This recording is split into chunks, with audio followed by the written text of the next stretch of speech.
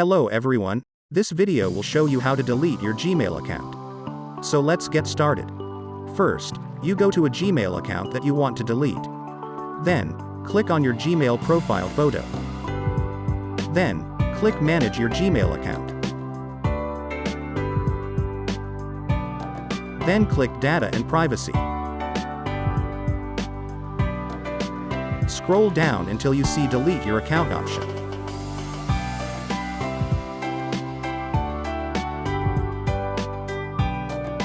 Click it.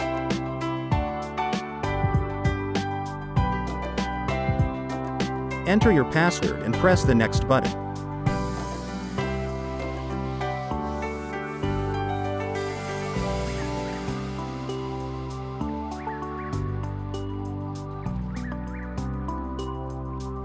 This will show you what things will be deleted as part of this account.